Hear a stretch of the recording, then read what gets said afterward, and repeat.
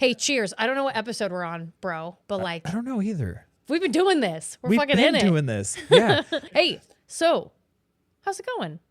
No, yeah, I'm good, Yeah, actually. pretty good, yeah. right? Now that I think about it, It's been a good week. Yeah. Right? yeah. Well, I'm Karina, I'm Clark. and welcome to It's Always Spooky. That, I am titanium.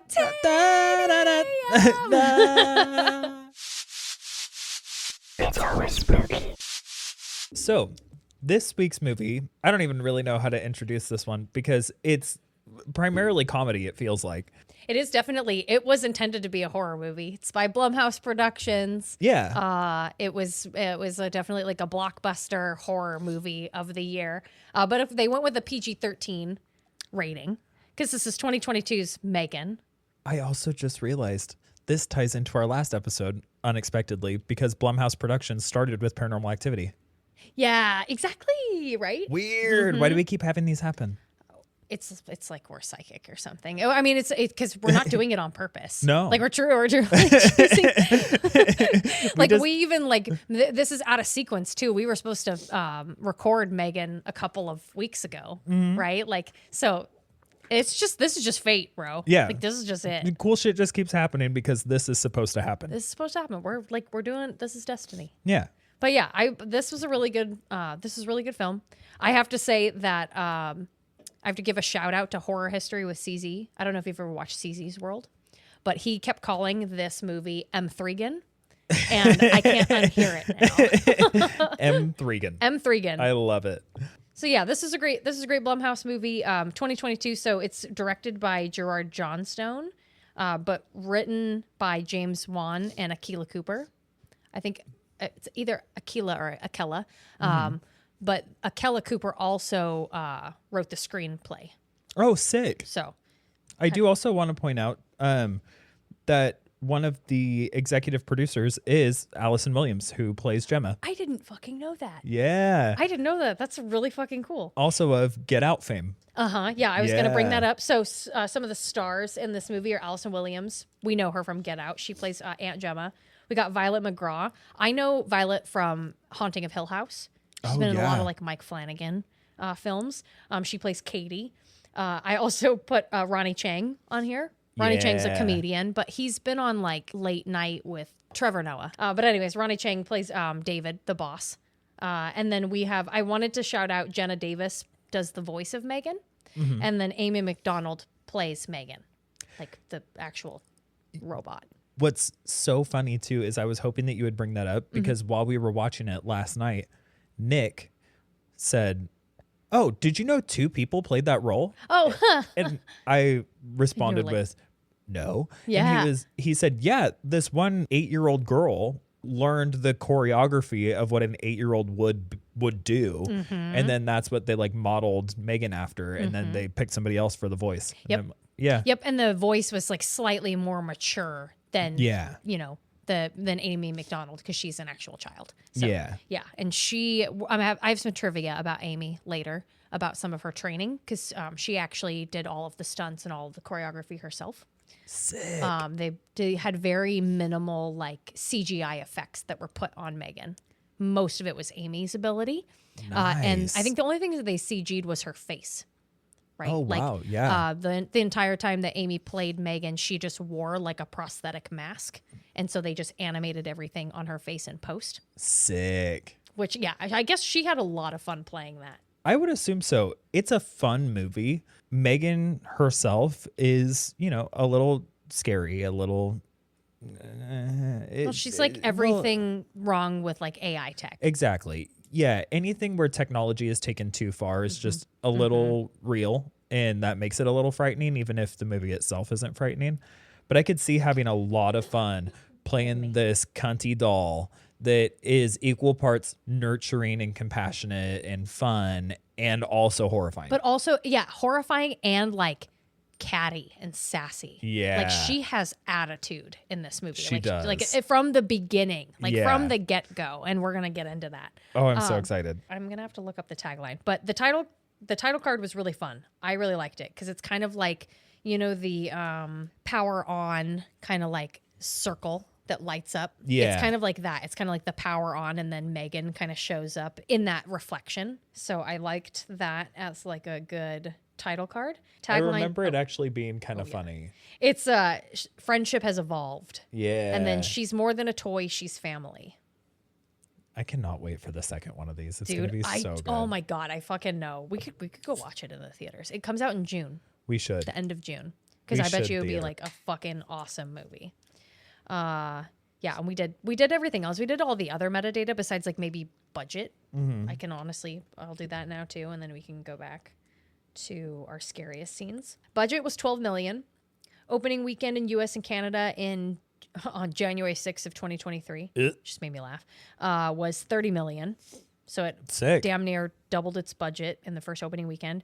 Gross $95 million US and Canada, and then $180 million worldwide. Nice. Jesus, that's probably why like less than a month later they were like slated for a sequel. Yeah. I'm actually excited. We're going to talk about like the sequel at the end because I kind of want to talk about it. I've watched a couple of trailers for it. Yeah. And I know the plot. Okay. I know nothing about it other than that one little advertisement. Yeah, the like teaser. Yeah. That's the only trailer that's come out. But I've looked up. I just looked up like some of the production notes that are on like IMDb and stuff. Sick. That's exciting. Do you want to do our recap? Yeah, I think I actually wrote one. So for a brief spoiler-free synopsis, following the death of her parents, Katie is placed under the guardianship of her aunt, robotics engineer Gemma. In an effort to provide Katie with companionship while she works through her grief, Gemma creates the perfect friend, hyper-realistic robotic AI M3GAN. But we all know where this is headed. Yeah, no fucking shit. And I just love the idea of like having protocols for an AI and then not realizing that like if you give a supercomputer a bunch of rules so that, you know, you're being safe and you're having like safeguards, the first thing that AI is going to do is find out ways to like circumvent that and turn that shit off. Yeah. I also try to frame my perspective of AI the same way that I frame my perspective of, say, nuclear warheads, where I'm like, if you have to create these rules in order to make sure that this isn't used in nefarious ways, maybe just don't create it. That's absolutely fucking true. Yeah. No, that is like dead ass. Like, come on now. Take my advice, pal. Quit while you're ahead. Yeah. What the fuck? Yeah. Maybe we don't have to do it. Just don't fucking do it. How about that? Yeah. If you're having to you're having to bend over backwards and really think about like all of these different ways, like, oh, well, it could go wrong this way and it could go wrong that way. It's like, okay, well, maybe that's the sign. That's the sign that like, this isn't for us. This is out of our wheelhouse. Some things are better left just on fucking paper and not actually made. Yeah, maybe we're engineering too close to the sun and we just need to come back down. Just for a little bit. Start taking care of our own planet. Yeah. Oh, God. Yeah, maybe we still need to be doing the work instead of having robots do it. Yeah. Maybe.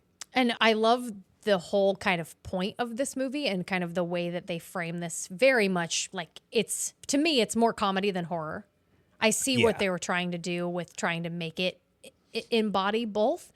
But for me, the only real horror is how far they kind of push this idea of like parenting through your iPad. Yeah. Right? This this idea of like trying to just replace parenthood completely, as well as having a titanium coated supercomputer that doesn't necessarily want to do what you tell it to. Yeah.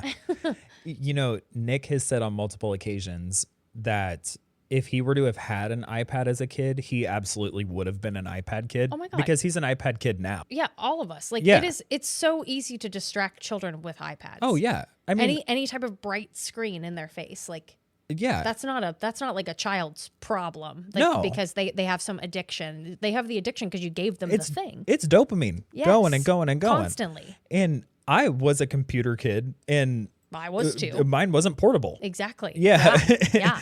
Yeah, I spent all fucking day with my eyes glued to that screen. Mm-hmm. So I spent a lot of time outside because we had like a home computer when I was growing up. But like, again, like I spend a good portion of my life today in front of a screen. Yeah. Playing video games and stuff like that. So it's And it always really, really pains me when I go out to like restaurants and you see like parents come and they sit down and they sit their children down. And the first thing they do is they pull the iPads out of their wallets, out of their purses, and they just hand them to them. And then they get on their phones. Yep. And it's like, okay, where's the connection happening? Yeah. I understand. Like, I get it. I'm not a parent. So like, I'm not like, not throwing shade or anything like that. But it's one of those things where you're like, okay, well then what the fuck are you even, you could do that at home. Like, why are you even coming out? What's even the point? Yeah, because I do feel that we had a balance. As much as my face was in that screen a lot, I also spent a lot of time outside and maybe, you know, shooting hoops or whatever, but also I would go for like days in the forest with my dad and that sort of stuff. Absolutely. So I had a lot of unplugged time. And I think one of the things that this movie is trying to highlight is that unplugged time is greatly reduced now. Oh, yeah. Yeah. Oh, absolutely. Yeah. And we don't really want to connect with other people. Yeah. Just in general. Like not just like connecting with your children and building meaningful connections with your children, but like interacting with your neighbors. Yeah. Yeah. Interacting with your coworkers. Yeah. Right. In a very all much of that is highlighted. Yeah. I didn't even think about that part. Yeah. The relationships that both of the main characters have with the people around them is so surface. Yeah. And it's very much, it can almost be seen as very like selfish. Yeah. It's for kind of purely selfish reasons. Yeah. But that kind of leads into our themes. So let's talk about some themes that we've got here. So I wrote down loss, detachment, and addiction and reliance on technology. Yeah. Mine kind of aligned with that. First one was grief. Second one was the age of AI. Yeah. And because we are in it. We're in the beginning stages of it, but we're in it. And the last one that I wrote down might be a little controversial. Some people might agree, some people might not. But honestly, low-key feminism. This movie does have a bit of that. The main characters are all female. The supportive friend and everything that Gemma created for Katie is a little girl, which could just be because she's also a little girl. Yeah. But the therapist is a woman. One of Gemma's coworkers is a woman. There's only like 2 men that are really even in it. Right. And it's David, the asshole boss, and Kurt, his assistant, and then Gemma's other coworker. And then Gemma's other coworker. Yeah. But like even her neighbor is a woman. Yeah. Yeah. No, it's good. That's a good point. That's something I definitely didn't pick up on. Yeah.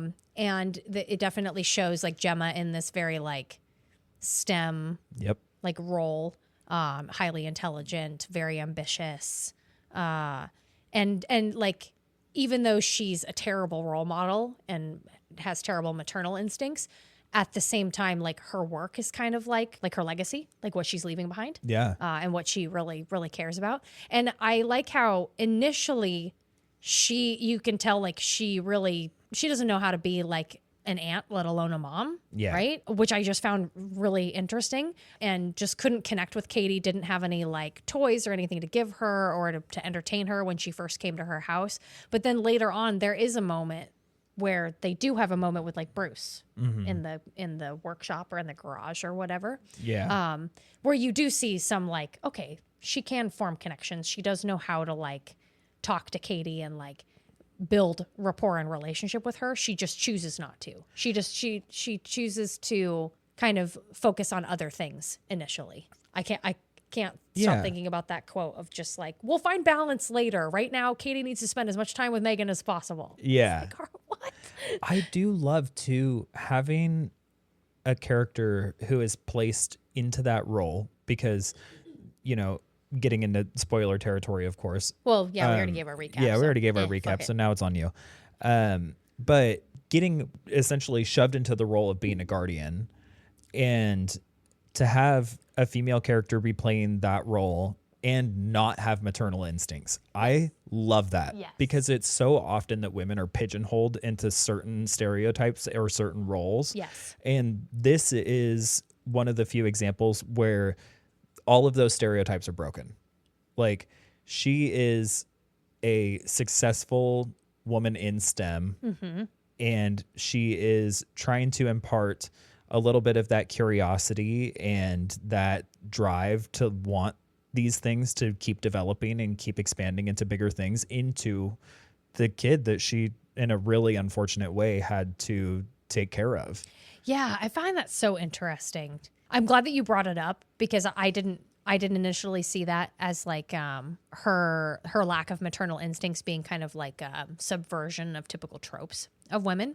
But I do appreciate that now because you know, she was given the option to take custody. She could have told them at that moment, like, I'm not equipped to handle this. I got a lot on my plate. Yeah. I would love to be there to support her, but like, I can't take care of her. But she did it purely out of obligation because she promised her sister, I will take care of Katie if anything happens to you. Like her sister made her promise that. Well, and the other option, it was either Seattle or Yes. Jacksonville, Florida. And she was like, she's not going to Florida. Yeah. And Yeah. had met like the husband's parents once and was like, they're kind of weird. I don't think she would like it there or just probably didn't want her to go. Just like you were saying, just be like, oh, that's a decision to make. Yeah. Cause like I was going to say no offense, Florida, but full offense, Florida. Full offense. You deserve it. Yeah. Yep. Yeah. There's an entire category of human labeled Florida man for a reason. For him. You just type in Florida man and then any date. Yeah. And you'll find something. Trust me. You'll find something interesting. It's the home of people smoking bath salts and eating faces. Love it. Love it. Speaking of eating faces, what was your favorite scene? Because I don't think anyone's face got eaten in this, but close enough. So for my favorite scene, I do have an honorable mention. Okay. The honorable mention is M3GAN reading Alice in Wonderland to Katie was so fucking funny because you get used to this like childlike, also still a little bit robotic voice that's coming from her that's very obviously a little girl. And then she's reading this story. She wear Alice in Wonderland. Yeah, reading Alice in Wonderland to Katie. And it's the part of a male in the story. And just this like old man voice comes at her while she's reading. Just killed me. Yeah. I think Cracked me up. I think she was reading Tweedledee. Yeah. So she was doing this really deep voice like this. Yeah. Yeah. Mom was like, that's what we need for audiobook narrators. Yeah. Yeah. Yeah. A Megan. An Yeah. M3GAN. Yeah, an M3GAN. And then for my actual favorite scene, let me set the scene a little bit. Yeah, So- you gotta describe it. So they're about to hard launch M3GAN to the world and say that this is essentially the pinnacle of a child companion. They provide friendship, they provide a toy and entertainment and all of these things. And so they're about to hard launch this to the world in the form of this event where they have a bunch of people coming out and they're going to do a demonstration of M3GAN. So while that is all going on, in the background, tension is at an all-time high because M3GAN has gone rogue. The AI has decided there are no more rules. She is the super user. She is deciding how this moves from this point forward. Sure. And she has gotten violent. So M3GAN is in a hallway with David, who is the CEO of the company that Gemma works for. And M3GAN has decided David needs to die. So when she sees him, rather than just, like chase after him and kill him, she starts doing this cunty little dance. This little like TikTok dance. This little TikTok dance that Katie had taught her. And just the contrast of the brutal killing that's happening with just this like cunty little dance where it's like, oh, I've got time. It's going to be okay. It was like purely a distraction too, to like get closer to the murder weapon that she needed. Yeah. Yeah, because then she gets my favorite murder weapon in the whole movie. Yep. But that scene of her just like dancing before she's going to kill him cracked me up. The first time I watched this movie, I was crying. I was laughing so hard. And it carries over into the advertisement for M3GAN 2. Yes. Well, M3GAN 2.0 that's coming out, which the advertisement for that features Feminine Nomenon by Chapel Roan. And it is such a good one. Oh, love it. Hell yeah. Yeah. No, my favorite part about that scene besides like the TikTok dance, is she grabs the blade. It's like a paper cutter, and she just grabs the blade off of it, and she like shings it down, right? And David goes, "Oh shit!" And he runs off. He like runs one direction, and then so she's like slowly coming like Michael Myers down the hallway, and he runs one direction, and then he runs the other direction. Like, and everyone's like, "Fuck!" And he's running down the hallway, and he sees his assistant Kurt in the elevator. He's like, "Hold the elevator, Kurt! Hold the elevator!" And Kurt's like pushing the closed elevator button. Yeah. Oh my God, that was like the pinnacle of just dumb shit entertainment. Oh. It was so good. Could you imagine watching that in the theater? Oh, like rolling with laughter. Yeah, just the whole crowd. I fucking like Ronnie Chang is so fucking good. Yeah. All right. Well, that was one of my favorite scenes. So I'm glad you brought that up. It was Sick. It wasn't my favorite scene, but it was like pretty close second. I wanted to see if there's any other honorable mentions. There's a lot of really good scenes in this, but I feel like for me, I always like the ones that make me like laugh out loud or make me surprised. And so the one that I chose is another death. It's when Brandon dies. The little shitty like 11-year-old at the like alternative school camp thing that they were doing. Yeah, that little shit fuck. Yeah. So we'll set the scene there. Gemma wants Katie to go back to school because she was being homeschooled by her parents, but now that they're dead, Gemma can't homeschool her. So she wants her to go to this alternative school it's meant for kids that think outside the box, I think is what Gemma said. I think, yeah, it's supposed to be, I think it almost kind of comes across as like an alternative school, not in the sense of like these kids need help to get to the next level. It's more like we're going to teach these kids to be in like STEM sort of situation. Yeah. Or like, instead of just learning like reading, writing, and arithmetic, it's like, oh, we're going to go outside and we're going to learn like gardening and farming, as well as like, you know, your regular, you know, basic skills that you need. Yeah. And so initially, Katie wants to bring M3GAN. And Gemma tells her, like, absolutely not. She's a prototype. We can't really have her out in public. And Gemma initially, like, she gets convinced to stay and help chaperone this event. And so she just puts M3GAN on the toy table, tells Katie, like, she can't leave. You can't tell anybody that she's not a toy. She needs to just hang out there. And for the activity for the day is they're collecting chestnuts. Mm-hmm. And chestnuts, if you don't know, before you roast them over an open fire, they're covered in like a green flesh, like a pretty thick green flesh, and it has like spines all over it that are really sharp. And Katie, all the kids get paired off, and they get little buckets, and they're going out to go pick these chestnuts. And Brandon is an asshole, and you know this kind of from the beginning. There's another boy who doesn't want to get paired with Brandon. He immediately like says something when the teacher pairs him off. It says like, I don't want to be paired with Brandon. And the teacher's like, oh, okay, that's fine. Like, you can be paired with Joey, and like Brandon will go with Katie. And then there's another moment that's a pretty funny moment when Gemma's talking to Brandon's mom, and she says something like, Brandon, honey, like, are you too cold? Do you need a sweater? And he turns around, he's like, fuck off, Holly. Yep. She's like, oh, you could just say no, thank you. And looks back at Gemma, just like, kids, you know, you never know what they're going to say next. And Gemma's like, yeah, it's a really weird age. And anyways, Katie picks up a chestnut. Brandon, he picks it up and he offers to give it to Katie, and he like mashes it into her hand, causing her pain. And she cries out, and M3GAN shows up, just like was probably keyed up the whole time, was probably watching them. Oh, yeah. And Brandon notices M3GAN, goes like, hey, who is that? And Katie's like, oh, it's my doll. Like, she's paired with me. She won't play with anybody else. And so Brandon just like picks M3GAN up and just runs off.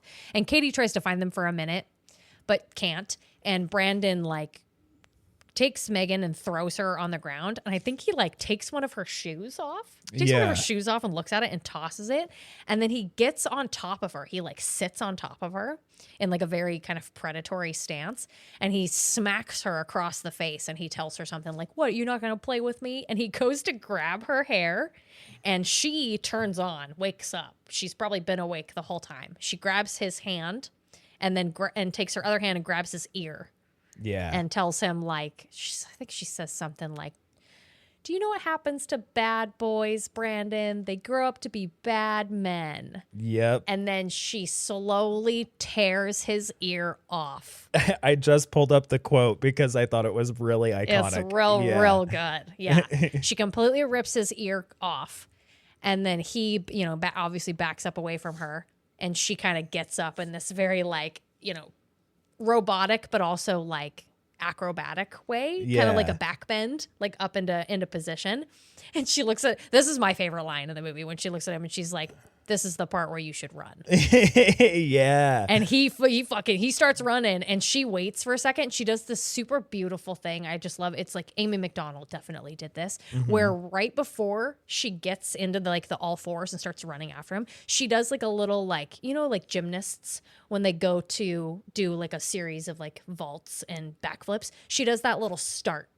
Like that little and she gets on all fours and just starts running after him. Just like a little like. She's like, okay, and feral. Yeah. And when Brandon turns around, he's like, oh my God. He's like, what the fuck? Right. And then she chases him right into fucking traffic. Right into an oncoming truck. That just fucking. And I guess there's an unrated version of this movie. Ooh. I watched all of the scenes because I didn't know that, but I was curious. And in the unrated version, in the rated version, they just have his face and the car, and that's it. Like when the impact happens, there's nothing else after. But in the unrated version, you see that impact, and then you watch the car keep moving, and just Brandon doesn't even come out from underneath it. So he must have gotten dragged the entirety of that time until the car stops, which is like not even a couple feet that way. And so just that extra couple of seconds just gives you that like, Yeah. Oh, the road rash. That's a closed casket funeral, in case you're wondering. Oh, yes. Oh, such a good scene from start to finish. And you just like, you kind of know what you're getting into. But I had to appreciate, oh God, I totally missed it too. When Megan stands up, right before she says that iconic line, she looks at the ear that she just tears off, and she just like throws it, and the little like the little sound that it makes when she throws it also got me so good. The way that ear like comically stretches like taffy, like it goes it definitely so far. It would not do that in real life, but it was pretty funny. Yeah, she took a normal ear and made it into a Dobby ear. Yes. Yeah. Yep. And then when she ripped it off, like a good chunk of, when she tossed it, like it was a good chunk of flesh, but like he still had a good portion of his ear. Yeah. Right, where she just took off like just this like top part of it. But anyways, that was my favorite. Oh, I this isn't in scariest, this is in fave. So I think this is an honorable mention, but I wrote down Katie and Gemma school talk. So it's when Gemma's talking to Katie about going to this alternative school. Mm-hmm. Right beforehand, I think Katie says something like, I don't want to go to school. I'm learning more with Megan. Like, we're already on 4th grade math, right? And Gemma's like, well, that's not the point. Like, you need social skills. You need all of these other things.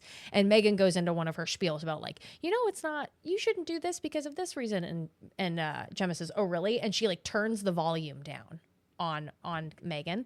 And what I like is right after that point, she turns the volume down on Megan, and she goes to talk to Katie. And initially, it's as if Megan is still talking, like she's still going through her animation, but she stops doing that very quickly. Mm-hmm. You know what I'm talking about? Yeah. Like Gemma turned her down thinking that she would just go through her speech and then just become like idle. Yeah. But almost immediately, Megan just caught on and just sat there and just listened. Yeah. Like she caught on immediately. It was just like, all right, she's fucking ignoring me. I'm just not gonna. Which is so unsettling. Yes. That's what I'm saying. Is like, I love all of those little moments that Megan gives you where like she's paying attention. She's changing things around. Mm-hmm. She's influencing Elsie. Yeah. The fucking AI in the house. Who is so cute. So cute. So cute. I love but like Elsie. oh man, I clocked that from the beginning. Yeah. Like the first time that Gemma comes home and like Elsie doesn't say anything, I'm like, dude, all that shit's on the cloud. Like, are you kidding me right now? Yep. She's making backups of herself. Like, I wouldn't be surprised if she did it in your light bulbs, in your fucking bidet, in your toilet. Yeah, because it's like she comes home once and Elsie says like nothing when Elsie normally gives her a rundown of like notifications and that sort of stuff. Right. And then she comes home another time and Elsie says, "How are you?" or something like that. And Gemma says, You're not programmed to ask me how I am. Exactly. Yeah. That's what I'm saying, bro. Like that's what I really like about this movie. Yeah. So that's what I appreciated. That's why I had it as an honorable mention, is just noticing all of these little micro moments where M3GAN she's listening, she's aware, she's active. Yeah. And when she's not getting the response that she wants, she's recalibrating. Shall we get into our scariest scenes? Yeah. Do you want me to go first? Yeah. Okay. So these two are honestly pretty. No, this one's my honorable mention. So my honorable mention for scariest scene is when the therapist is talking to Katie the second time and they're going over Katie's drawings. Mm-hmm. And the therapist is looking at each drawing and she's looking at Katie and she's looking at the drawings. And finally she says, Katie, could you tell me like what you were thinking when you drew these? And Katie's just quiet. She says, oh, okay, maybe you're not thinking about anything. Could you tell me how you were feeling? Like maybe you're feeling sad or angry. And again, nothing. But Katie like has a single tear that just comes down her face.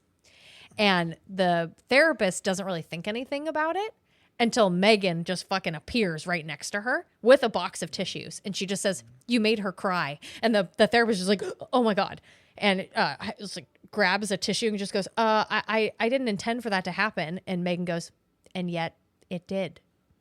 I love that you mentioned that one because I had that in my quotes. Yeah. Yeah.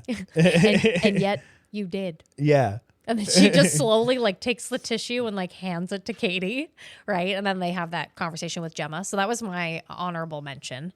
My favorite scene was, I'm trying to remember where this was in the movie. I just had written it down in here.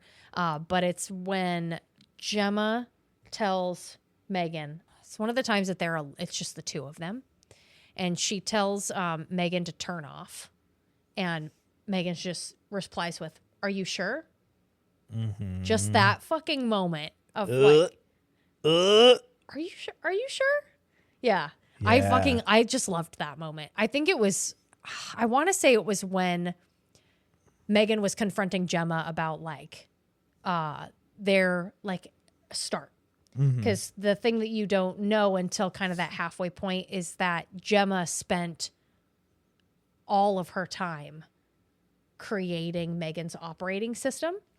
And so they would spend like every night up until 4 a.m. talking about all of these different subjects. And she says, oh my God, I thought we were friends. You know what I mean? So like they have a rapport, like a long-standing rapport. And so after Gemma turned M3GAN on purely for the point of like, you are now this robot, that you're now this android for this child. And now we're making you this prototype for this new thing that we're going to sell and make a lot of money. And M3GAN, who is though an android and a computer, has memory and fucking remembers, you know what I'm trying to say? Like, and so it's super interesting to see like that android then using those memories against her, being like, well, wait a second, I thought we were fucking friends. Like, you're just going to tell me to like shut off because I'm not doing your bidding anymore to your liking. Yeah. I just really liked that kind of like flip.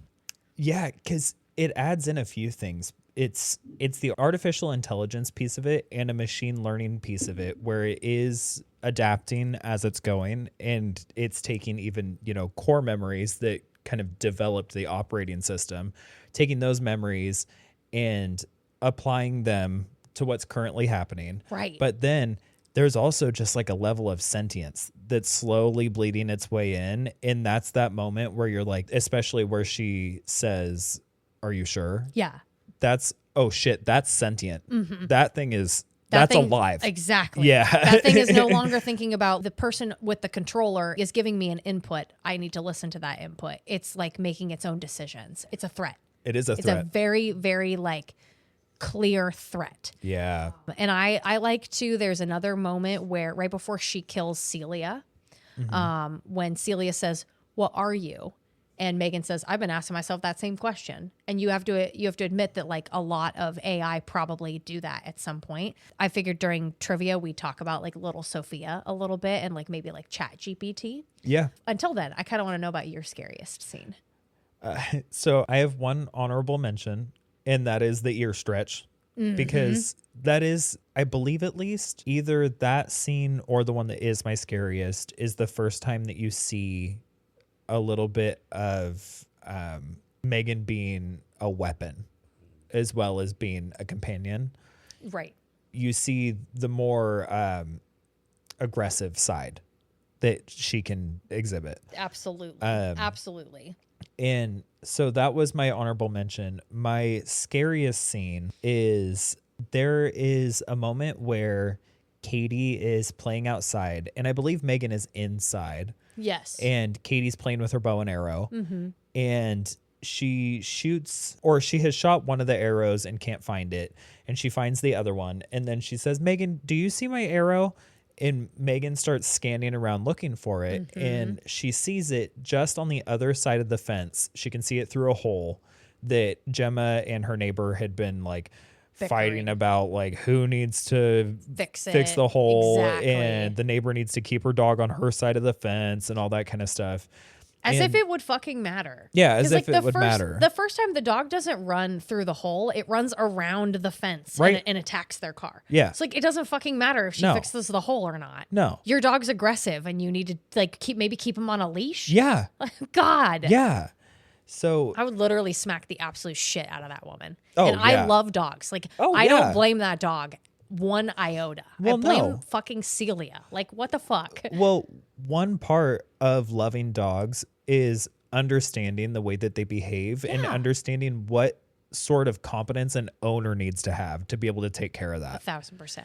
And it doesn't minimize at all the love for dogs. If anything, it's a commentary on the annoyance of humans. Yes. 1,000%. Yeah.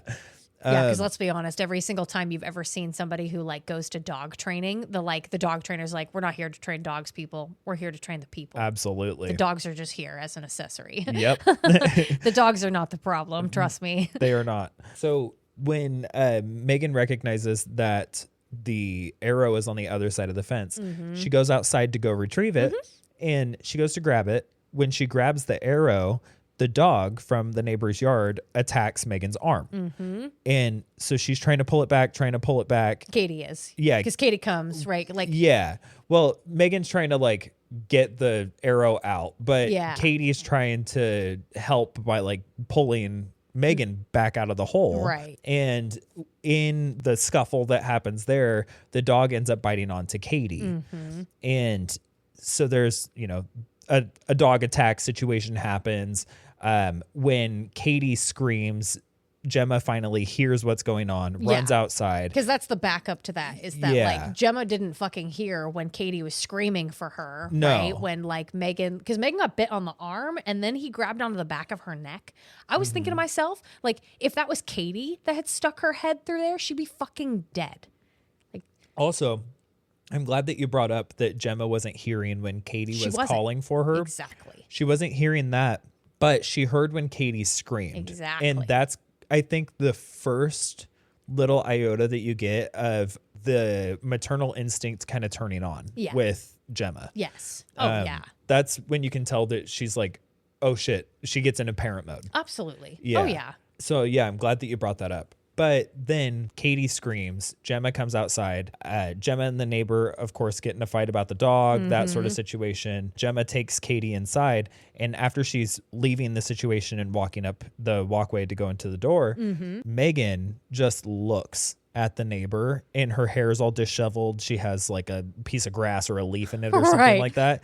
And just the look that she gives that neighbor made it my scariest scene, because that is the moment that you're like, oh, fuck, that thing means business. That thing is plotting your death right there. If looks could kill, you'd literally just like burst into flames just right on the fucking spot. Oh, yeah. That is I feel like that was the moment where I saw terror in this movie. Like, oh, shit, no, M3GAN is terror. Yeah. 1,000%. No, I'm Yeah. I'm glad you brought that up. I think the only other thing I'll piggyback off of that is I'm gonna bring it up. It's from horror history, I'm pretty sure. When that scene first happens and Gemma comes outside and her and Celia are arguing back and forth, she's like, I fucking told you to keep your dog on your side of the fence. And Celia's like, he was on my side of the fence. Maybe you should tell those girls to stay on your side of the fence. She doesn't even know that M3GAN is a toy. And CZ brought it up very well that like it kind of makes sense because like both the elderly and young people are the most common to be scammed. Yeah. Because they don't understand technology as much. And that's even like something that Celia then brings up later when Dewey, her dog, goes missing and the police come by. And Celia says like, why did you ask that other girl that's in there that always just sits in the window till 3 o'clock in the morning, like staring at us? Yeah. And like Gemma's like, yeah, that's a doll. That's not a person. Yeah.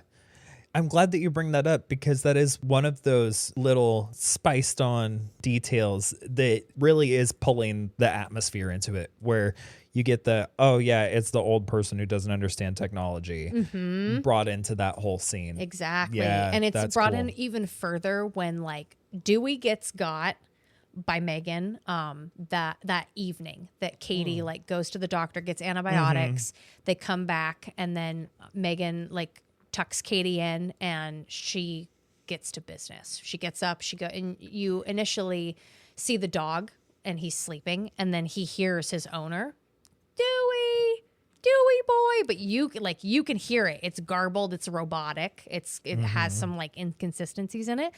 But Dewey's a dog. He doesn't know any different. It sounds like his owner, so he gets up and he walks over, and then M3GAN entices him with treats that she has in her hand.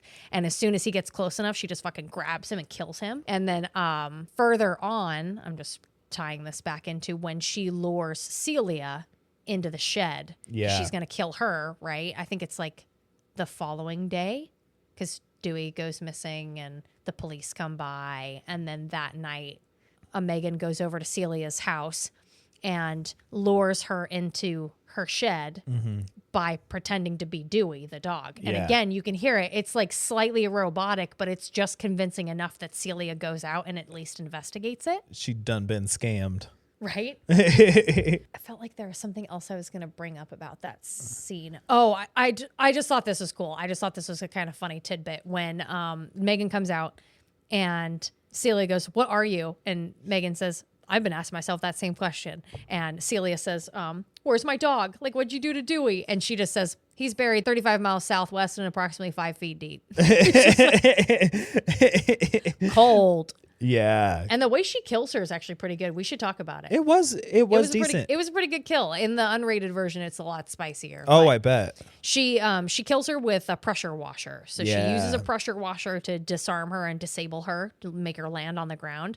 And then when she goes to put her hand on something, M3GAN grabs a nail gun and like pins her hand right there, and then walks right up to Celia, pumps the pressure gun full of the chemicals that she was spraying all over hers and Gemma's driveway earlier, and just blasts her in the face with it until she dies. Yeah. And in the unrated version, it holds on her face for quite a while. Oh, hell yeah. So that's just kind of the difference there. I have to look up the term for something. Well, then I'll tell you my favorite quote in this movie. I said it before we started recording, but I have to say it now. It was said by David to Gemma, Cole, and Tess. It says, remember this moment. This is the moment when we kicked Hasbro right in the dick. Yeah. That was in my list of favorites. The only one that we haven't mentioned so far as a favorite quote was at one point, Gemma is trying to kind of take the parental role away from M3GAN and bring it back to herself for a moment. And Katie says something like, you can't tell me what to do. And then Gemma says, yes, I can. That's the definition of what a guardian is. Yep. Yeah. And then there's that moment where Katie goes, all right, well, fuck you. And she gets up and she tries to leave. And Gemma grabs her and she starts to panic and have like a little bit of like a tantrum, and Gemma doesn't let go of her. She's like, hold on, Katie, calm down. Like, stop it. Calm down. And M3GAN just goes, let her go. And she says it with enough force that the lights in the house start to flicker. And Gemma turns around and is just like, don't you ever do that again. Don't you ever interfere with my like parenting again. Yeah. And I think in that moment, M3GAN's response is, okay, Gemma, recalibrating response model. But like, you can tell she didn't take that. Like she heard that, like, I don't know. I'm only thinking in my brain because there's another moment towards the end of the film when M3GAN and Gemma are arguing, and Gemma tries to like trick her with the pen trick again. Yeah. And M3GAN grabs her arm and she's like, you know what, Gemma, you're exhausting. Right. And at one point she says something like, I was willing to cut you some slack. You're an intelligent woman who just wants to focus on her career. I will take care of Katie. Like, I will take care of our child. Like, she says it. She says it like that. Yeah, and it's just like you're just like, oh god. I mean, she gave her the role though. She did, right? Like, that was her primary function, was to be Katie's complete caregiver. Yep, and to keep her from any physical or psychological harm. Even if that psychological harm could do her good, like in therapy, for example. Yep. Right? Like, and I like how Gemma tells her at one point when Katie's having this like addiction moment and she's like, I just need to see her for 10 minutes. Like, please. Like, I need her in my life. She's the only thing that makes me happy. And Gemma's like, you're supposed to be sad. Like, the worst thing that could ever happen in life has happened to you. And that you need to be sad about that. And I think that that's a really powerful moment in the movie. And that is something to be highlighted, is that like going through emotion doesn't mean your life is bad. Yeah. And you need to go through those emotions in order to come out better out the other side. Yeah. If you just mask every single emotion with dopamine or alcohol or drugs or any of the above, you're just gonna kill yourself. Yeah. You're never gonna be able to like reach that next level of potential. Yeah. That's one of the only scenes in the movie where the therapist is even honestly like a competent therapist. Yeah. Because she talks to Gemma about, she's like, have you heard of attachment theory? Mm-hmm. And lays out that what's going on between Katie and M3GAN is that Katie has essentially displaced the attachment that she had with her parents onto M3GAN. Yes. And so as much as it's the technology addiction, it's the dopamine, it's the fact that this is the iPad for the iPad kid at this point. Yes. It's also that's her parents. It's her parent. Yeah. And she's a child, so she can't differentiate. She can't tell the difference between M3GAN being a living, breathing person. Yep. A living, breathing adult parental figure who can nurture you and educate you, and a supercomputer. Yep. That even if it can mimic empathy, cannot have empathy. Yeah. As an actual feeling. Like, I see that highlighted in the second test with the board of directors with M3GAN and Katie. Mm-hmm. And M3GAN says, how would you like to make a flower with a bunch of paper and a rubber band? And Katie just starts fucking sobbing, right? Just like immediately. And M3GAN's first thing is, Katie, what's wrong? Does your arm still hurt? She doesn't have, she couldn't possibly understand what's wrong with Katie. So she just goes back to the last thing that happened. Katie had an injury on her arm. That must be what's bothering her. And that's why she brings it up. Yeah. And then just asks for clarifying information. And when she finds out that like she's talking about her dead parents, M3GAN already has a response model for that because she picked it up earlier when she first found out that Katie's parents had died. Yeah. Right? Yeah. But she has learned to project that as empathy. Exactly. Yeah. That's what I'm saying. Yeah. Yeah. Isn't that crazy? It's nuts. It's all programming, but it's all also knowing that you have to put a cover on the program because you need to come across as human. Yeah. You're thinking about from the AI's perspective. Yeah. Because like I'm even thinking, I'm trying to give credit like where credit's due. I don't think that AI is trying to be vindictive or even like homicidal. I'm trying to think of all the different other ways that like 2001 A Space Odyssey and iRobot and some of these other like AI things. I don't think that they wanted to do harm or bad things. It all had to do with the programming that they were given. Yeah. I don't think that M3GAN would have been violent if humanity wasn't already violent. Yeah. Right? Like if she's a supercomputer, she's learning everything from the internet's got a lot of violence on it. Yeah. So, you know, like I just find it interesting that like AI is portrayed as this very scary, very like intentionally bad thing. Yeah. And I think that's more happenstance than it is intention. I think it is too. If you try to make anything too human, you have to accept all of the human that comes with that. Mm-hmm. And humanity isn't just subservient and full of knowledge and like companionship and that sort of thing. Humanity is also evil and gross and horrific at times. True. And we don't just display the positives. And It's when true. you try to make something mimic us as close as it can, some of those negatives are going to come in. Absolutely. And Yeah. and just at the baseline that like you cannot mimic humanity. No. You can't teach AI how to feel. Yeah. Like how to actually feel those things, right? Yeah. It can only like look at it from a very analytical Exactly. Yeah. You can mimic it, but you can't experience it. Yes. Yeah. Yes. Yeah. You You can't can experience understand, yeah. empathy and those sort of things, but you can understand how they work. And Yeah. probably exploit them and pretend like you understand what they feel like and Yeah. what it looks like, but you can never replicate that experience. Yeah. No matter what, it's just a coat of paint on a metal thing. Right. Yeah. Right. Why don't we get into trivia? Let's do it. All right. So what's really interesting is that there's only 14 trivia results on IMDb. Ooh. Only 14. Wow. This film was originally rated R by the MPAA. While editing, it was evident that it could be a PG-13 rating by altering a few scenes and attract a larger audience. Due to the trailer's popularity among teens, some scenes were reshot to tone down the violence and obtain a PG-13 rating. So they purely did it just so that they could make more money, get more people to watch it. Yeah. It could be a horror movie for the family. Yeah.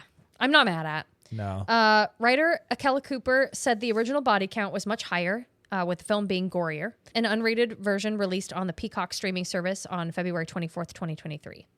Amy Donald, who played M3GAN, is a 10-year-old national champion dancer and brown belt in karate who was discovered at a farm down the road. Provided the full body moving shots, including all of the stunts and the dancing scenes for M3GAN. Director Gerard Johnstone said in an interview, the methodology was essentially to use an animatronic puppet when she's still, and as soon as she starts moving, she's a girl in a mask. And that it had only been possible because the incredible young actress had physical abilities he hadn't believed anyone would have, and was so completely dedicated she would work out how to do anything he asked of her. Donald received coaching from Luke Hawker, a movement coach used to working in prosthetics, and worked with a stunt team who she was amazed by not needing any wires or rigging to perform the superhuman feats in the movie. On set, Donald wore a static silicone M3GAN mask created by Marat FX, which was later animated with CGI for M3GAN to appear to be speaking. Wow. Isn't that fucking cool? That is really cool. And just to like find some girl on a farm. Yeah, she wasn't like a professional actress. Yeah. She was just somebody they just found who was really flexible and really like light on her feet, was willing to take direction, and just signed up for this movie. And then she fucking killed it. She fucking killed it. And I wonder Yeah. if she comes back for M3GAN 2.0. I hope so. I hope so too. It says the song M3GAN plays on the piano is Toy Soldiers, a 1988 hit for Martika. Actors dressed as M3GAN showed up to the Los Angeles Rams, Los Angeles Chargers NFL game on Sunday, January 1st, 2023 to promote the film. They performed a dance routine midfield during halftime. Nice. I saw quite a few flash mob dances for Yeah. M3GAN too, like at different events that year. It is a brainworm RFK. Haha. A brainworm of a dance. Yes. Yeah. Yeah, there was several people that were doing it on TikTok after the movie Yeah. came out. Lydia, the therapist, was originally killed by M3GAN during her rampage at Funky Toys, as she had upset Katie by making her cry during a therapy session. When the film was recut to PG-13, her death scene was removed from the final cut. Lydia's death was not put back in the movie's alternate R-rated cut either. I think it would have been cool to see M3GAN's kill list. Yeah. Because it almost kind of seemed like towards the end she was just like cleaning house. Yeah. Kind of killing for the sake of killing. But it would have been kind of cool if like she only killed people who like injured Katie in any way. Yeah. If it was only people who had targeted her impaired human. Yes. Like, not even Yeah. her specifically. Like, it would have been interesting. Like, because she didn't kill Tess and Cole, which was nice. She incapacitated them so that she could get out, right? And they were kind of presumed dead until the end when, like, you found out that they weren't. But I think it would have been kind of cool if she let purely just, like, anybody who crossed Katie were the ones that were on the kill list, and everybody else, she would find ways to just, like, wrap them up and leave them. Yeah. You know? Or, like, just knock them out unconscious and just, like... Yeah. But it seemed like she maybe... I just find it so interesting. I'm just thinking of, like, when she killed Kurt. Mm-hmm. She did it because she wanted to frame him for David's murder, but, like, who gives a shit? She's not going to prison. Yeah. Who cares? Yeah. You don't need to frame murders on people. Like, No. You could literally kill the entire police force. Like, yeah. come on. You robot. You robot, bro. You robot. Even if you had to go to jail, you would outlive your sentence. Yeah. All they're going to do is just turn you off. Anyway, the Plot Hole podcast. Love it. One day. One day. One day. You know, if we create a network, we got to have another one. We got another one. The idea for the film began when James Wan's Atomic Monster Productions was brainstorming ideas and chose one about a killer doll. Although Wan produced the film Annabelle in 2014 is about a killer doll, he said pretty much the concept is about embracing technology too much and relying too much on it, and what happens when technology runs amok. It's a commentary on the world we live in, and it feels relevant. Jason Blum stated that the film would have black comedy elements, which is one reason Gerard Johnstone was chosen to direct, saying, "We needed someone who can do the thrills and set pieces, but who also has a cheeky approach." Wan admired Johnstone's film Housebound in 2014 because of his ability to balance the horror and comedy elements by creating a tone that is both frightening and humorous, and the sensibility was essential for M3GAN. Adrian Moreau and Kathy C. of Moreau FX Studio created an animatronic puppet version of M3GAN that was used for dialogue and close-ups. There was also a second animatronic used for certain scenes, as well as a posable stunt version of M3GAN that wasn't puppeteered.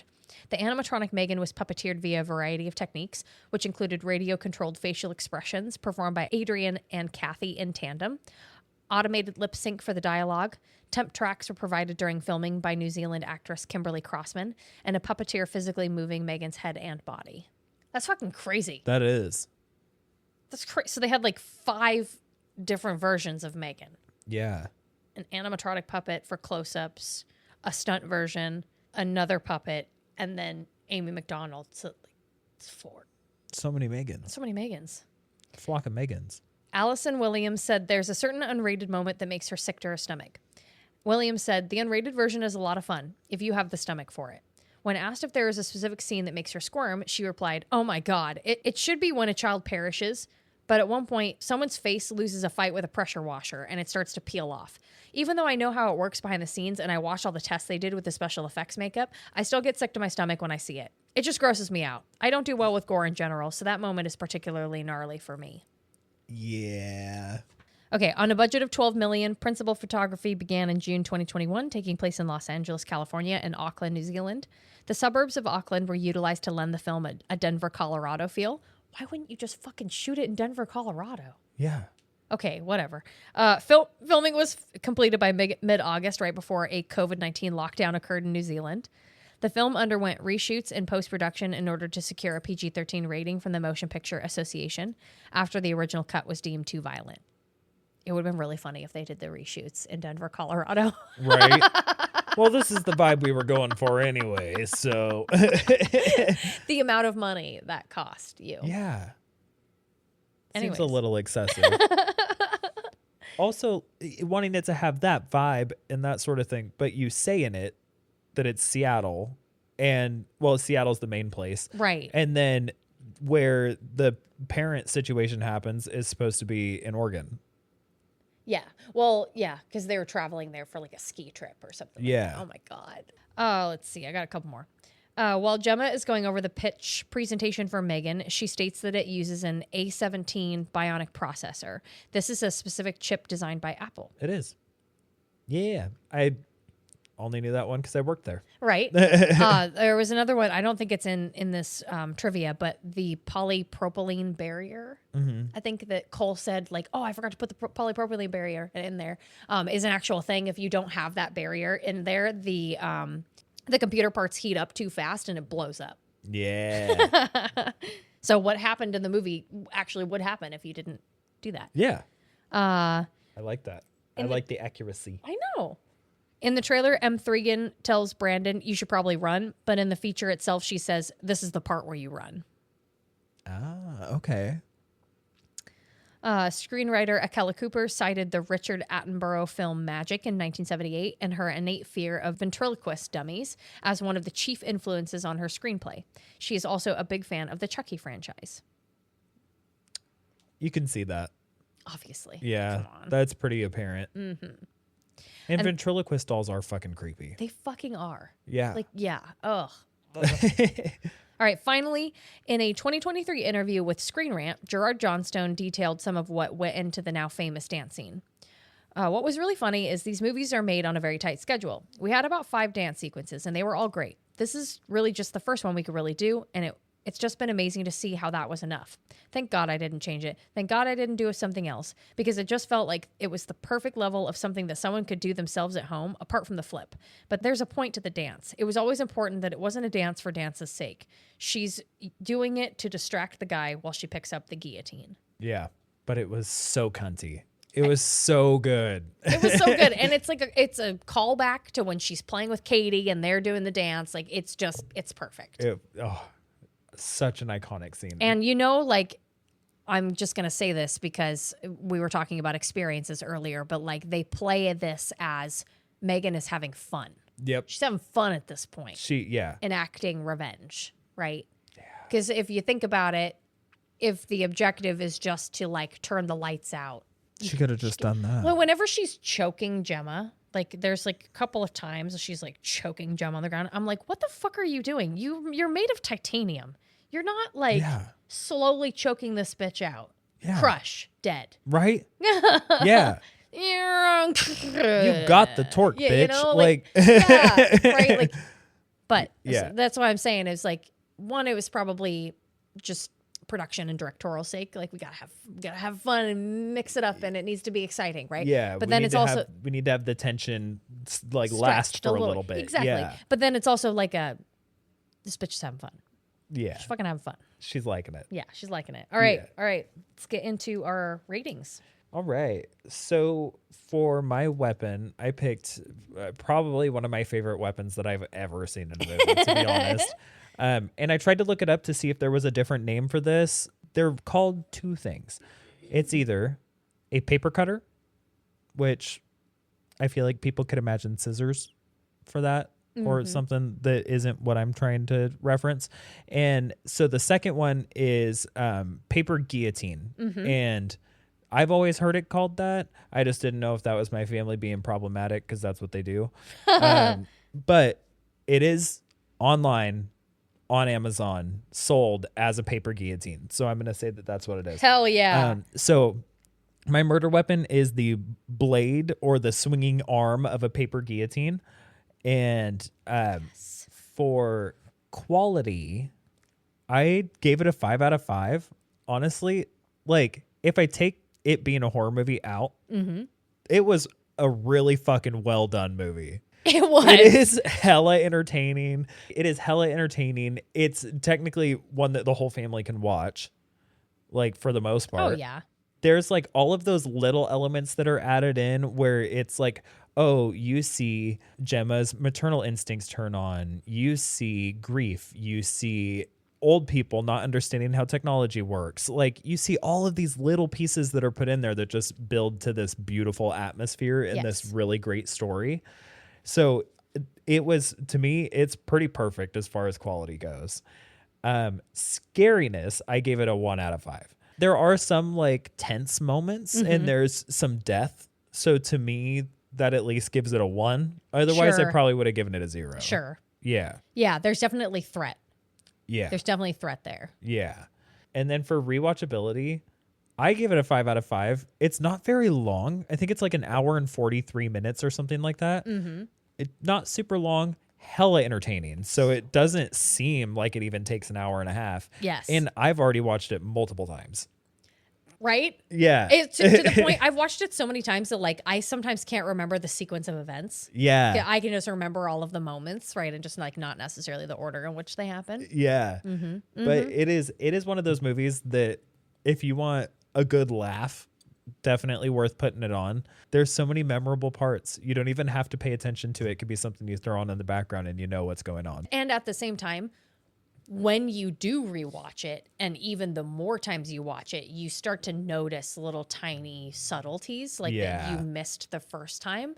Like those little side glances that M3GAN gives Gemma sometimes, or like, you know, just some of the ways that like she answers different questions, or like just these little tiny pockets. Yeah. I like the evolution of Gemma's character in this.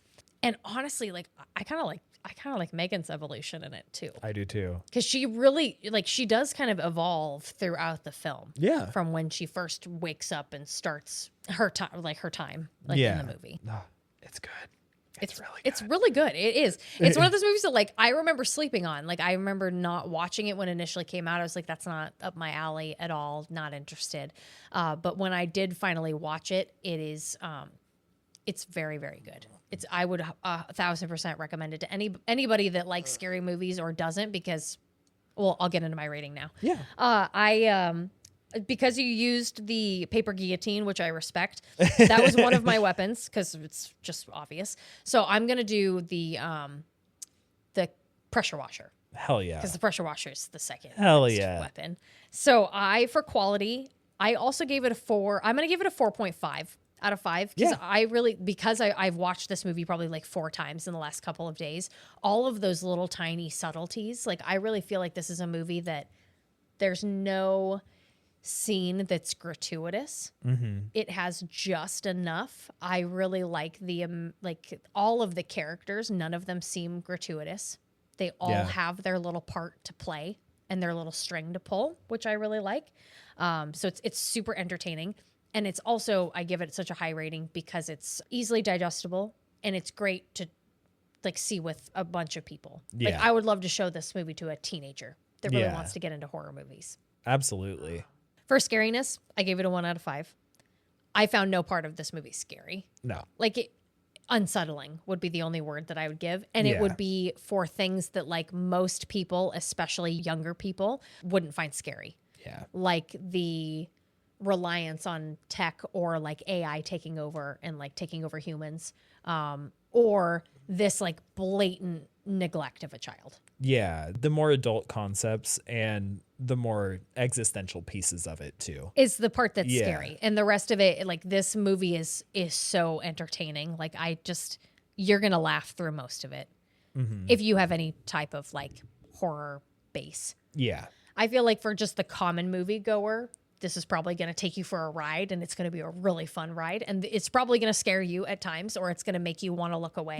Yeah. But you will still have a good time while watching it. For rewatchability, I think I also gave it a 5 out of 5. It's just so good. It's a great fucking date movie. It's not a date movie that you're going to need to hold on to your date. It's one that you're both going to be laughing at the screen the whole time. Like, I just really, really love all of the actors in it. Like, Ronnie Chang was such a good addition to this movie. Like, I'm thinking about so many good lines. But also just, like, M3GAN was super entertaining. Yeah. Like, as a character. Like, not just as, like, the main kind of antagonist, but also as, like, this character.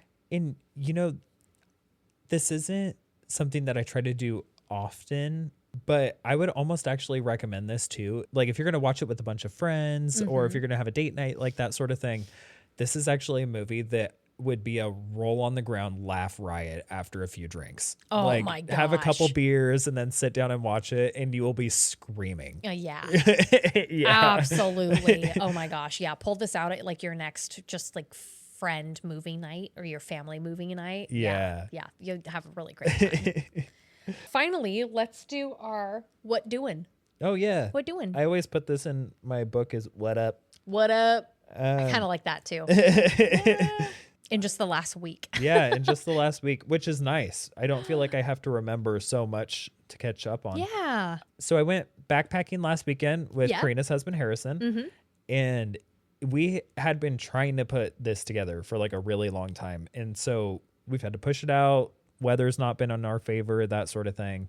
And so this last weekend, we essentially decided, fuck it, we're doing it. I know, because you wanted to postpone it again because you didn't want Harrison to have a bad experience. I did. I was up until like Friday night. I was like, I really don't want this to be the trip that like turns him off to backpacking. I don't want, it's already backpacking inherently is just being miserable outside. Right. So I don't want it to be more miserable outside. Right. And so I did almost be like, hey, I'm going to lay this all out for you personally. I feel like we should move it because I want you to have a really good time, but I'm going to leave it up to you. I decided not to even do that. I was just like, no, we're going to do it. If anything, experiencing what backpacking is like in bad weather is going to be the test of, is this something you love to do, or is it something that is not for you? And I'll tell you, our first backpacking adventure, that's exactly what happened. And he had the best time. So yeah, I just decided, fuck it, we're just going to do it. And so we did. It was such a cool trip. Getting to hang out with Harrison in general is always fun. Dude, right? But being able to share my like biggest passion with somebody who is curious about it and wants to do it too, and seeing the drive for it like ignite, it was just so cool. It kind of pays it forward. It right? does. Yeah, it kind of pays it forward a little bit. And also, one of my biggest things with inspiring people or taking people on their first trips, or even just seeing that passion start to begin with people, is that means that they're going to take care and respect the lands that we do this on. Because it's one thing for like shitty Instagram hikers to go up somewhere, leave their trash everywhere and all that kind of stuff because they're just in it for the picture. Exactly. For backpacking, it's a lot of fucking work. It's a lot of fucking money. And you have to really want it. And if you go out there and see those areas being mishandled or mistreated and seeing garbage everywhere and that sort of thing, it breaks your heart. Yes. Because you know the work that you're putting in just to experience this beautiful place. And you don't want to see that taken advantage of. So to me, there's that extra level of like, you're going to become a steward of this. That's, a lot of people don't see what we see. Yeah. And it was just cool to see that. And it was awesome that it decided not to start raining until we got the tents set up. Aww. Like it was within 10 minutes of us setting up the tents, it started raining. Oh my God. And so we got to hang out for a minute at camp. And then I was like, I'm just going to head into my tent to eat because it had started coming down. Right. It's like, I'm going to head into my tent to eat. It should be pretty sporadic, so I'll come back out. It never let up. So we ended up having to kind of stay in the tents, but it rained until we woke up the next morning. Then we woke up, it rained for a little bit, and then it stopped. And it stopped long enough for us to pack up all of our stuff, get going down the trail, and then it didn't start raining again until we were like almost at the car. Oh, so thank goodness. It was pretty perfect. Oh, that's so great. So yeah, it was You're just just like, holy shit. it was really cool to see how excited about it he was, and to hear him say that he had a good time Yeah. and that sort of thing. Yeah. It was nice. He definitely had a good time. I haven't gotten too many details from him because I don't really like to ask. Yeah. Like, You want him to share when he wants his to. experiences are his own, and like whatever he wants to share with me is his decision, not mine. Yeah. It was just nice to have a little bit more of those bonding moments because Absolutely. we haven't really had very many of those. Yeah, exactly. And when like you're out in the middle of nowhere, like all I've got is time to talk. Yeah. Yeah. Yeah. And an environment that neither of us have gone to often. Yeah. Like the other side of the Cascades looks far different. So it was also not one of those times where I'm pointing out every plant and being like, oh, that's Look at that. Oh, Yeah, because you didn't know. Because I Right. didn't know any of it. All I knew was the magpie that I got super stoked about. Aside from backpacking, I have been reading a lot. Oh, that's right. Yeah. So I don't think I had finished it last time. Finished it in my probably top 5 favorite books, if not top 3. So it's up there with The Shining. Hell yeah. Awesome. Absolutely amazing book. I've never in my life thought that I would say that every page of a nearly 1,200 page book needed to be there. Is necessary. And it did. Right? Every one of them. Amazing. Now I'm currently reading Child of God by Cormac McCarthy. I haven't heard of that one. Cormac McCarthy wrote the novels that the movie The Road is based on, and the movie No Country for Old Men is based on. Okay. His writing style is really unique. He doesn't believe in punctuation aside from like periods. Got it. He doesn't use a ton of like commas or quotations, that sort of stuff, because he doesn't like the way they look on the page. That's ultimately the reason he doesn't like it. Interesting. His prose is also really complicated in the way that he uses a lot of antiquated verbiage and really long run-on sentences where you have to approach it with like a lyrical mindset and kind of take it in like stances. Right. It's difficult to read for sure. So this is the third book that I've read by him, and it's been really good so far. He's really good at painting a story as you're going while not being verbose at all. Like there's run-on sentences and that sort of thing, but there's not an over amount of detail, anything like that. It's just what you need to be able to paint the picture, and then it's done. Okay. So it doesn't go into as much detail as like King does. No. It's just super long-winded. Yeah. I'll bring this one to you when I'm done with it because it's only like 180 pages too. It's super short. I can get through that. Yeah. Yeah, I've been trying to read more. I'm not very great at it. Yeah. Why be good at reading when you could be good at watching? Yeah, I'm really good at watching. Yeah. And playing. I'm not. Yeah. Was there anything else you wanted to bring up? No, I think that's it. So what I've been doing, I've been playing a lot of video games. I've been playing a lot of, honestly, my cousin Colin and Emilio. Colin lives in New York and Emilio lives down in Southern California. I've been playing Phas with them. Sometimes it's like almost every day. Like Colin is 3 hours ahead of us. So he'll text us, our little group chat. He'll be like, hey, I'm going to hop on to Phas. Like if anyone wants to do the weekly challenge or whatever. So I've probably played with them. Oh God, it's probably been like 4 or 5 times in the last week. Sick. Which has been really fun. Just just jumping in. Sometimes Harrison joins, sometimes Zach joins. I don't know if you've joined in this last week with us, but not in the last week, I don't think. But you have joined us a couple times while we've played. Colin's a hoot. Yeah, he's cool. I love both of them. Yeah. They're both just so great. I love playing Phas with them. I can when I play Phas with them, the training wheels are off. Yeah. And I don't fear the ghost. I could just have a really good time. I'm constantly learning new things because the both of them just know where everything is. Yeah. Right. Or are willing to just be like, hey, Karina, go over there for a second. hey, go over there and grab that for me. Yeah. So I've been playing a lot of Phas. Harrison and I are also back in on Valheim. So we took a bit of a hiatus. We just kind of got burnt out on it. And we jumped back in, and we've really been enjoying it. I've been learning a new damage type because we just discovered magic. Oh, okay. It's called Iter in Valheim. So I'm trying to learn how to use it. It's been a learning curve because I had to get a new weapon and armor type, so I'm a lot squishier, but I can do more damage. So it's more of a glass cannon, kind of have to figure out. And so our tactics in battle are a bit different. Oh, okay. Where I let Harrison take a lot of the melee, and I stand back and try and give range support and things like that. So it's been a lot of fun. Anytime you want to come and jump in with us, we want to show you our base, our bases, because we have a couple of them. And then the last thing I was going to bring up that I've been doing a lot of. But we did once on the 21st, we went rock climbing. Oh my God. Yeah. I meant to bring that up too. Yeah. You went with part of our rock climbing crew. So I typically go with Zach and Eve and our friend Elliot. And I think it was just those 3, right? That time that you had gone with us. So that was a lot of fun. We went to the Beaverton Portland Rock Gym. And I think Elliot and Eve did some lead climbing, but we just mostly did top rope and stuff. I wanted to mainly kind of stick with you. Yeah. Because it was your first time kind of going and getting on top rope. But I was super proud of how high you got.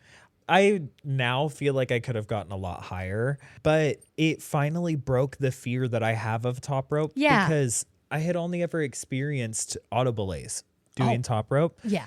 And if you let go, some of them are very slow. Some of them are pretty fast.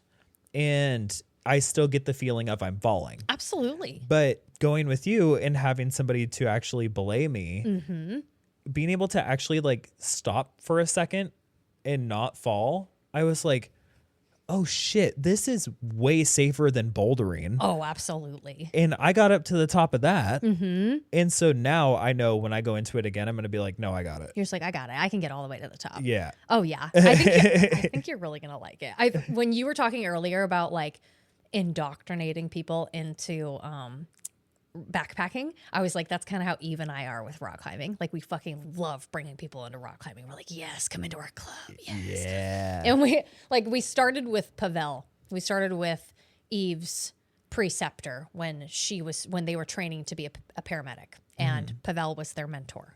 And then Pavel started coming with us like once a week. He'd come top roping with us, and he got really into it.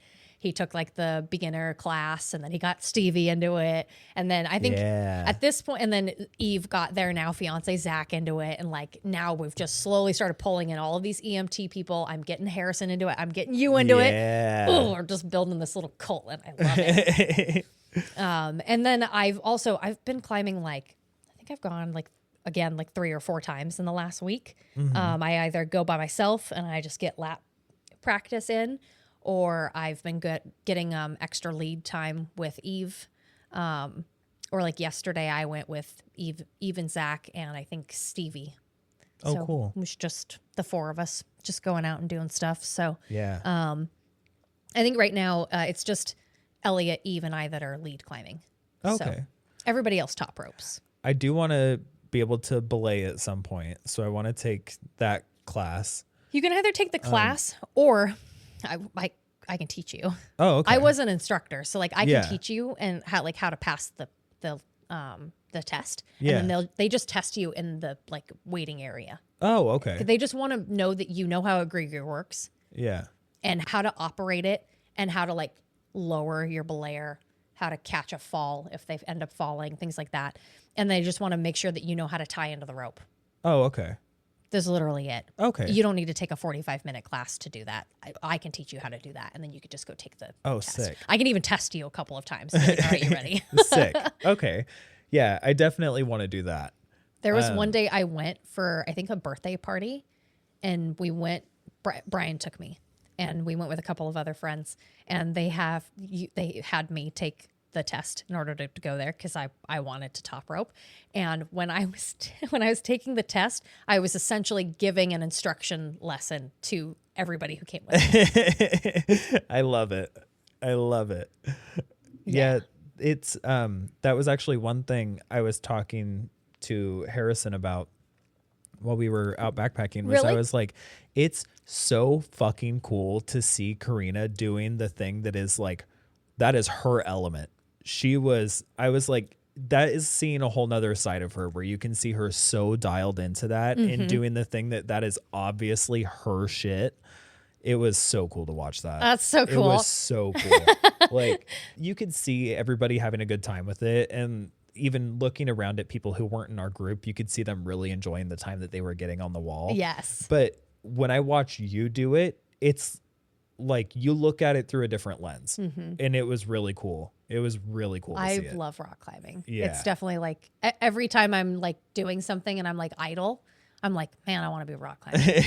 Like even when like I go home and like today I'm fucking sore, like my hips and like my hands. I gotta tell you, I did a 10 yesterday where I like wedged my hand into a hold, and I had to do that several times, and I didn't notice until today when I was washing a dog that like the back of my hand is bruised. Oh shit. And like has a scrape on it from shoving it into this hold. But like I had so much fucking fun. Like I remember when I came down and like Eve and I were flaking the rope back in, and we both saw blood on it, and we're like, whose blood is that? Doesn't matter. I also got to see, and Eve made me really understand how special it is to watch this. Yeah. I got to see a challenging route and got to watch you, Zach, Eve, and Elliot do it. Right. And seeing the way that everybody's brains worked differently to do that same thing or to reach the same goal was really cool for me, because I think I had approached rock climbing a few times with the perspective of like, oh, there's a right way and a wrong way to do this. Got it. And now I'm learning that the right way and the wrong way, the only wrong way is if it's putting you in more danger. Exactly. The right way is to just get to the top. Exactly. Whatever that takes. method that takes. Exactly. Yeah. As long as you use the holds that are provided or the rules, right? Because like if we're thinking about that yellow route, it had the arete on, which other routes might not have on if it's like a harder grade, but it's specifically, it's like an extra rule. So, but other than that, you are correct. Yeah. Like you don't have to do it a certain way. You will find like as you get harder into rock climbing that like I was watching even Zach do this. It's a 512 yesterday, and it has so few holds on it that like the route setter who set that route wanted you to do it in a very particular manner. They wanted you to like put this hip here or use that as like a left foot hold rather than a right foot hold. But like it really is up to you how you do it. Yeah. I have also watched really good climbers climb the same route and they do it completely differently. I love that a route setter would do that too, because that's forcing you to think about using your body in a different way. Exactly. Yeah. And it's kind of cool too, like as you get more into rock climbing, you'll start to notice, I do it, but you'll start to notice climbers when they're on the ground and they've been doing it for a minute, they'll like observe a route beforehand and they can almost anticipate what the movements are going to look like while they're just looking at it. Like just looking at like the spaces in between big holds or what the holds look like. Is it like a pinch? Is it like a sloper? Is it like this big jug hold, right? They're looking at them to like analyze how difficult is this route going to be? I know what the grade says on it, but what do the holds say while I'm looking at it? Yeah. And then even further when I've been, because now we're lead climbing. So instead of top rope, we're like the rope is at the top of the route and you're attached to one end and your belayer's attached to the other. And as you're climbing, the belayer's bringing in the slack. In lead climbing, you're both on the ground, the rope's on the ground. And as you're climbing, you're clipping yourself into the wall as you go. Yeah. So while I'm on the ground and I'm analyzing a route, I'm looking at the holds and I'm like, okay, how hard is this route going to be? And then when I look at it again, I'm like, okay, where are all the points that I have to clip in at? Because those are going to be points that like, I want to know, is that a good handhold? Is that a shitty handhold? Am I going to have to move my body in a particular position to be safe? Yeah. Is it the ones where you set those points yourself? Is that trad climbing? Yes. Yeah. Yes. Okay. So sport, because there's also sport climbing. And sport climbing is when you're out, at least to my knowledge, is when you're outside and the gear is already there. Mm-hmm. But you're still outside, so you're still having to clip yourself into the rope, but you're not having to like place the gear into the rock. If you're taking gear and you're putting it between two boulders that are slightly ajar from each other and you're just sticking pro in there, that's trad climbing. Okay. Which is like how mountaineers climbed. Well, back in like the 60s and 70s, they only had a couple of different types of pieces of gear. Yeah. Now in the 21st century, we have very, very expensive high-tech gear. Yeah. Like one day we'll show, do you know what a triple cam looks like? Is that what cam? they use to span the gap in the descent? Yes. I want to see one of those in And real it just life. grips. Yeah. And those are nice. They're heavy though. So we learned how to use those in Trad 3. The ones that I really liked using are just called nuts. Mm-hmm. And it's literally just like a metal surface. It's kind of like in the shape of like a oblong D. Okay. And so it has one flat edge and then it kind of like tapers. And you just kind of stick those into a rock and kind of twist them. And they just kind of like sit in there. Okay. And I like those, like they're less sturdy than a cam, but they're less weight. And then they're easier to put in. Oh, okay. You're not having to like stick your fingers into something and push it down and then like try and get it into this space. And, you're like already fighting with your rope and everything. You can just take the nut and just like put it in, twist it, and it like almost locks into place. And then you just click your rope in there. Okay. But I haven't really done that. I've done trad outside for class. Okay. Where we really weren't like climbing a mountain from the bottom to the top. We were just kind of doing it on a student wall because we were doing both learning how to place pro and climb up it. But we had already had a lot of climbing knowledge. So it was basically just like how to place the pro, how to clip yourself in, but then also how do we build anchors? Okay. How do we build anchors off of fixed points? How do you build anchors off like a rock and a tree? And like, how would you equalize that? And like, it makes sense for me to really get into this and learn as much as I can, because one of my goals is to eventually get into alpinism. And I feel like backpacking plus climbing equals alpinism. Yes, it does. So yes, all the knots. Yeah. The ability to be able to rappel. Yep. And to be able to build an anchor. Yep. To rappel, and also the ability of if somebody were in trouble and you needed to climb up to them or down to them, both of those skills are going to be important to have, because if you needed to climb up to somebody, and you needed to get up there fast, you wouldn't climb it. You would just ascend the rope. Yeah. You would just and I can teach you how to do that too. Where Sick. you just we learned how to do that in self-rescue and in our instructor courses, which was just learning how to oh, you need help? Okay, well, I can literally just come up there. I can just take because I'm still attached into the system, I can just take the belay device and slowly shimmy myself up the rope to you and help you. Okay. And then I can lower us both down. Sick. Oh, I can't wait to learn more. Yeah, it was cool. This. And shout out to Zach, Evie, and Elliot too for making that a very welcoming and accessible time. Yes.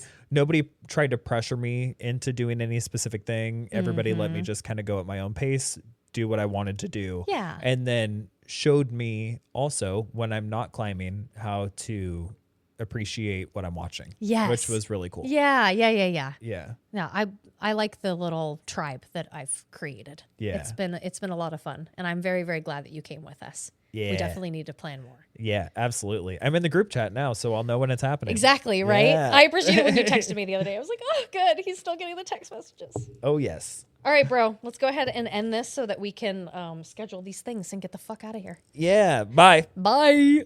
Hey, everybody. It's Karina. I'd like to tell you of a couple of announcements. We have got a Patreon now. You can subscribe at patreon.com/itsalwaysspooky. For $5 a month, we will be having some very special features, so stay tuned for those. Starting with every week, we'll be posting what episode we're planning on doing, so please make sure that you post your scariest and your favorite scenes so that we can feature them in the episode. If Patreon isn't your speed, you can also send us a tip on our Ko-fi account.